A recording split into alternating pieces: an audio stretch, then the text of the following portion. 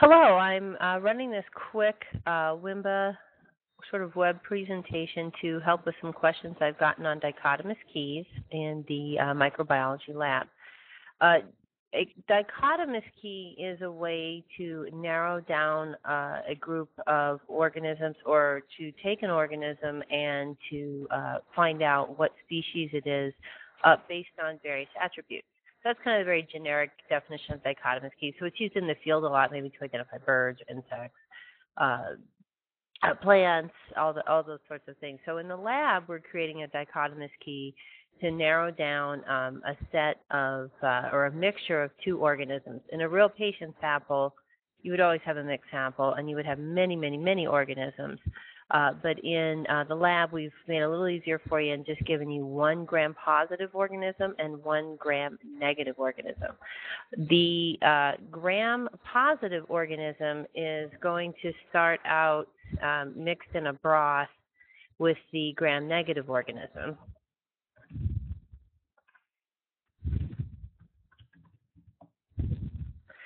So you're going to come in and then you're going to put some of that broth onto a selective medium that's selective for gram positive. And then you're going to put some of that broth onto a selective medium that's selective for gram negatives and selects against the gram positive. So essentially you're killing off one organism on one of your medium, and on the other medium you're killing off the other organism. Okay, so what you're going to do, and again, different instructors may have slightly different formats, so I'm strictly using the format that I recommend for my students, but it's fairly the same. They may have some little tweaks here and there, but this will give you a general overview. So you start out, you're going to have 2 keys. So you're going to start out with your gram negative keys. So you're going to, let me redo that there. You're going to start out with a key that's a gram positive key, so I'll do that first. So we'll call this gram positive key. And you're going to take a starting medium. I'm just going to pick a little box here. And everybody on their gram positives are going to be putting their first medium on, or the organism, the first medium they're going to use is CNA blood.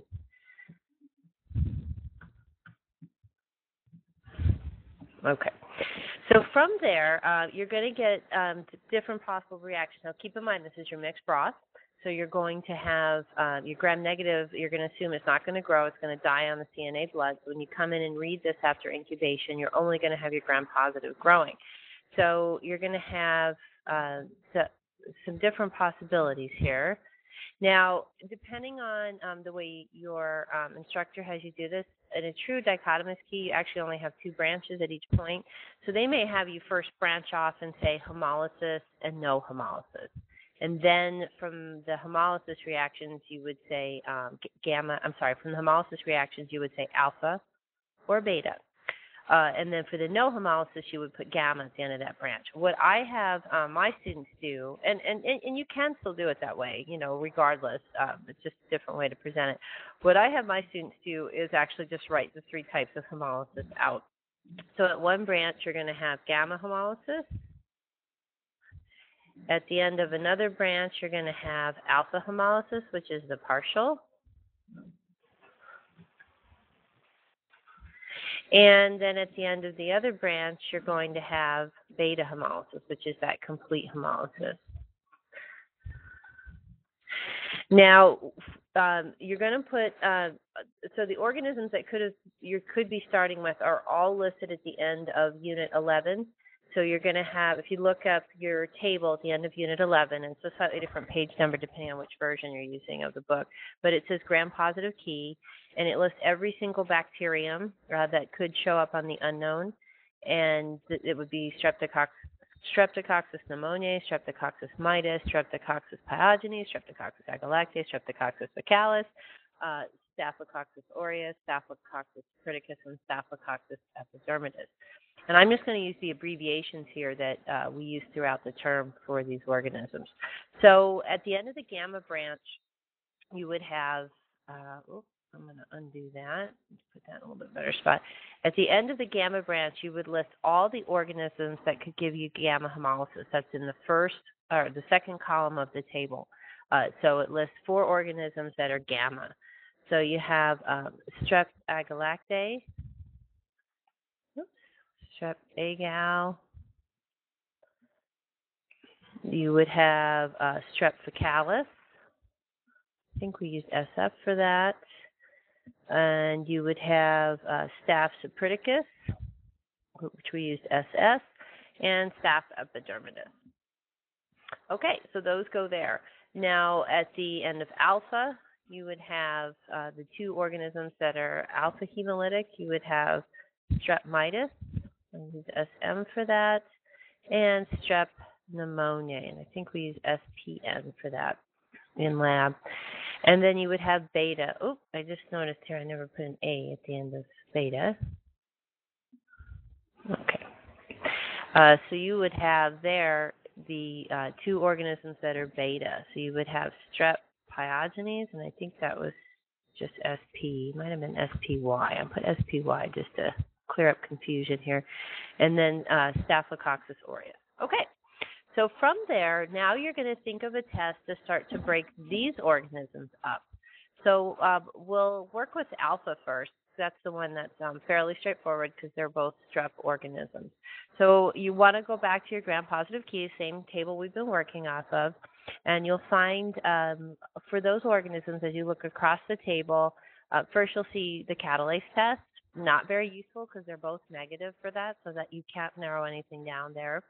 And then you see coagulase, both negative, MSA, no growth. Start to see a pattern here. It's not a lot to use. Novobison, not really, again, NA for that, not really terribly useful. One is resistant and sensitive, but the results are a little iffy there. The one that's in black there that's going to be useful is listed as the P disc. So you were going to put the P disc would be a logical step to break apart these 2. Now, I'm only breaking these 2 apart. I don't have to worry about any of the other groups at this particular moment. So I'm going to put P disc here. Now, one of the mistakes people run into is they just put P disc. Well, P disc, if you think about what is a P disc, it's just a piece of paper. So you obviously need something else besides the P disc to grow this on. So there's different options here. You could possibly just grow it on a T-soy plate. We know that the streps, these 2 in particular, grow fairly well on CNA blood. So that's an option that you might use as well. You could there think about, any other media that it would grow on, but really the P disc and CNA blood would probably make the most sense here. And I'm going to try to put a box here at the end. Good. Okay. So that would be an option for those 2. Now, going back to our dichotomous key system, you would have a branch from there. And you can see I'm running out of space here on the screen. And you're going to experience that as well, as you're trying to fit it on paper. So don't get frustrated. Sometimes people use bigger pieces of paper. The abbreviations help a lot. So when we look at the P disc reactions, we have what's called P resistant. Move that down just a wee bit. Oh, I'll back you down here. Okay, so we'll have P resistant. I'll put P RES for P resistant. And then you have P sensitive for the other organism. I'm going to try to keep my little boxes here and stay consistent. And you have P sensitive for the other one. Okay, and then you simply would put the organism that falls into each category. So for P resistant, when you check on the table, that's going to be your strep mitis, SM. Oops. Running out of space here at the bottom. It's not showing up. And then, you know what? This is what I'll do. Just put it right next to it to deal with the space issue.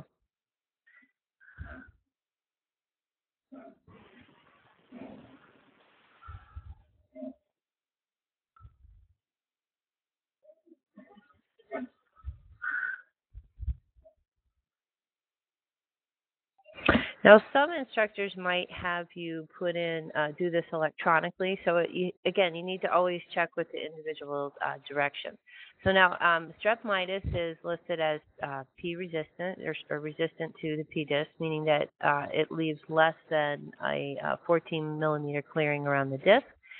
And then strep pneumoniae is listed as P-sensitive, meaning there's going to be over a 14 millimeter clearing. Okay, so now you're done on this branch. You've taken the two organisms that were alpha and you split everything up. So now you need to go back and do the same set of the same set of tests for all the other remaining items. So I'm not going to tell you what to do here because there's really more than one right answer, and it's kind of nice for you to think about what you'd like to do next. But looking at the gamma group, you've got strep agal, strep faecalis, staph epidermidis, and staph epidermidis. So you need to think of a test to start to break those apart. Keep in mind as you're doing this that you want to be mindful of what tests. There are a few tests that it's inappropriate to take them off of a particular medium because you can get a false positive.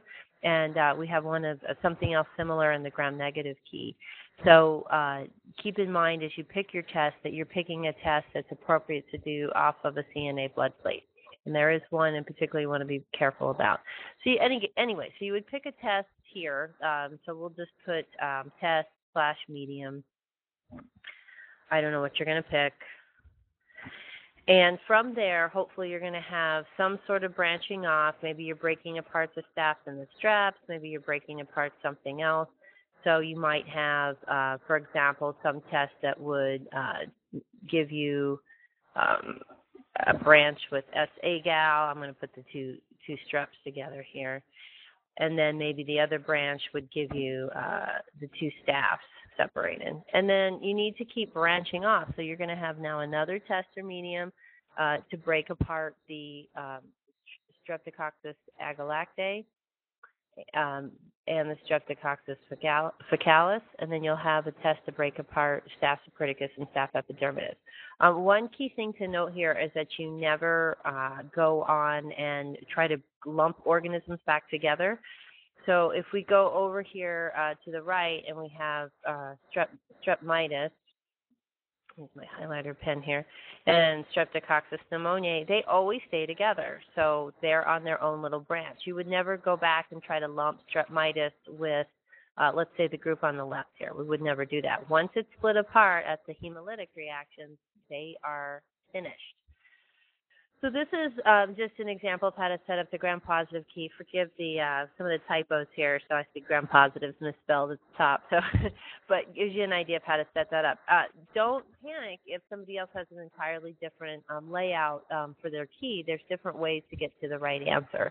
But you should all start with CNA blood, so everybody's on the same page there. And so everybody's going to lead into there from the different hemolytic reactions. Okay, so that's the gram-positive key. The gram-negative key is going to be really the same type of option there. And let's see how I'm going to clear the slide, make a new one. Okay, so I'm going to go over now and do the gram-negative key. Gram-negative key definitely gets a lot bigger because you have a lot more organisms, and you have a lot of choices for the test. When you have more organisms, the tendency is going to be to probably have to take a few more steps to start to split them apart.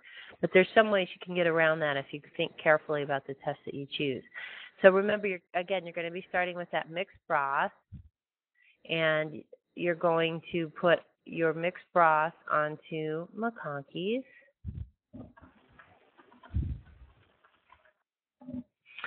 And from there, you're going to have two possibilities. So this is really looking like a true dichotomous key because you have two branches here. So you're going to have what's called pink, or you might want to put it as lactose. I'm going to move this over, give myself a little more space here. Pink lactose fermentation. And then in the other branch, you're going to have clear growth, and make sure that you're clear on the fact that this is clear growth. It's not just clear meaning there's nothing there. Sometimes people start thinking clear and they think there's just nothing there at all, but that's not true. It just means that the colonies are clear. Or no lactose firm. You can write this different ways. You might want to write it as coliform versus non-coliform. That's up to you. So there's probably different ways you can do that there. And again, you may need to see instructor for your lab for a little more guidance. So these are just some options here. So in the grouping here that's going to be pink lactose firm, we're going to have to definitely use our abbreviations here. We're going to have Citrobacter, and I'm working off the table at the very back of Unit 9. Citrobacter fundae, Enterobacter, E. coli, Klebsiella, pneumoniae, and that's it, actually, for that group. Now, remember, once they're split apart, that's it. So they're not coming back together. And then in the other group, the organisms would be Proteus vulgaris, Pseudomonas aeruginosa, Salmonella typhimurium. Now, some folks, typhimurium, some instructors may tell you to omit Salmonella. So check with your instructions for sure on that one. And then Shigella flexneri. Okay, and so now they're in their own grouping over here.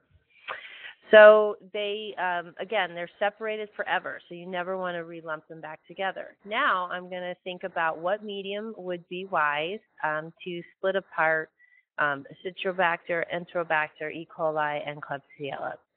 So I could do, so I'm going to just be lazy here and take the very first one off the side. So I'll take TSI.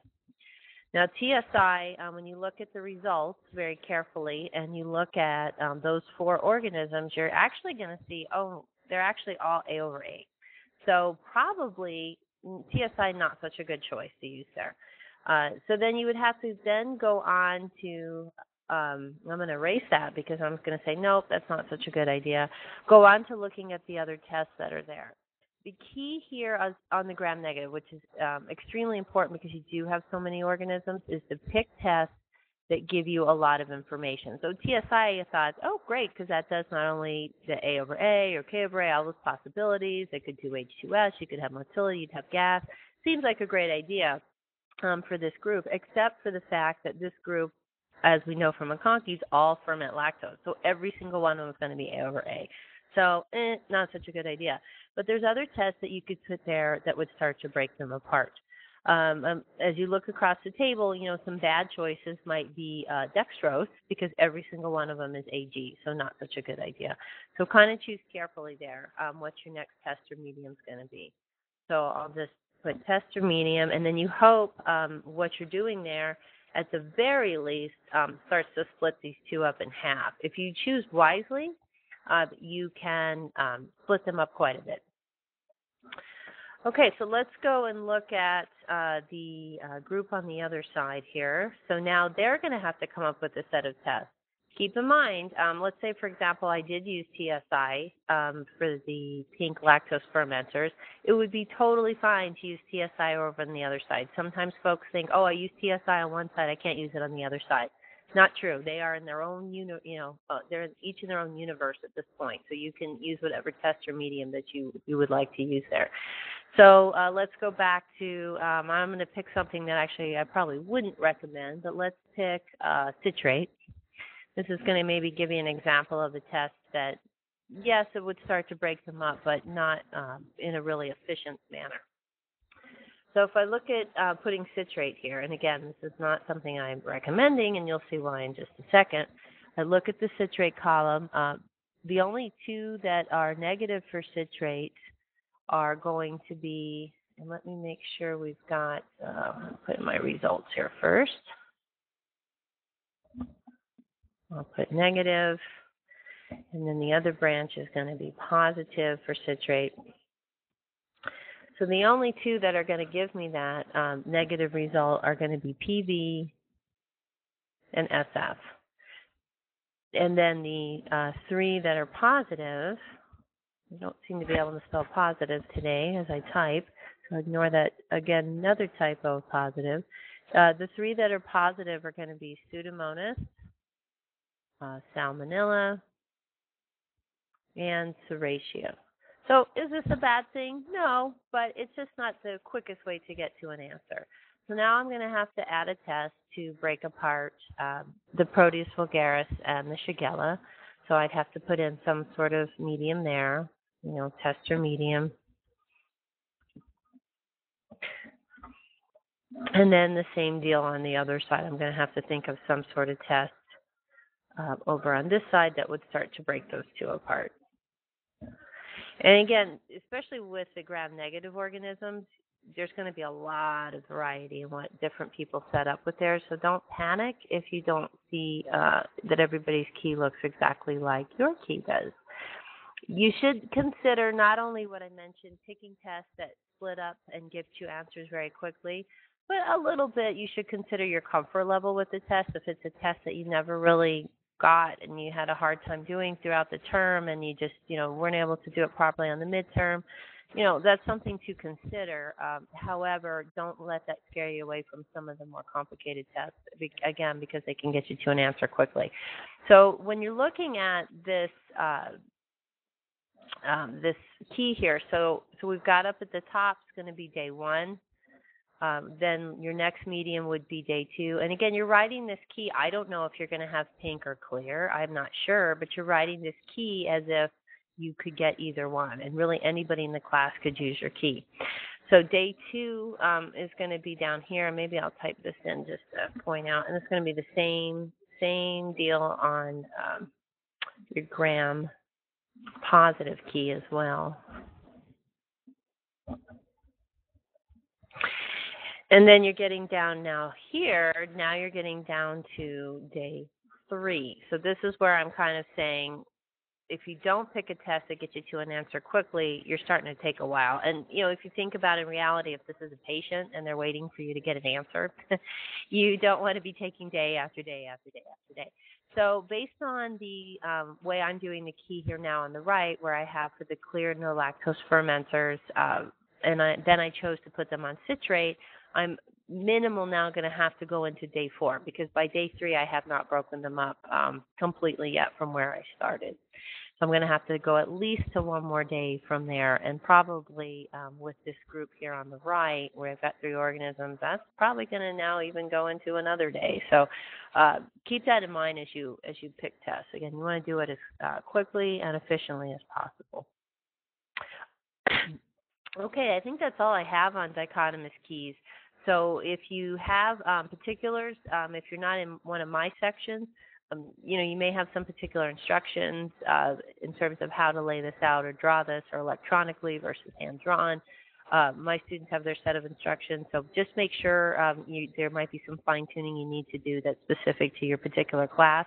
But this is the overall key layout to get you started. And again, don't necessarily take all my recommendations. The only thing I'm saying you have to do is you have to start with the McConkeys on day 1, and then for the gram-negatives, and then you have to start with CNA blood on day 2. Where you go from there, you should base it on the table. Okay, that's all I have, and I thank you very much, and I hope this is somewhat helpful to you.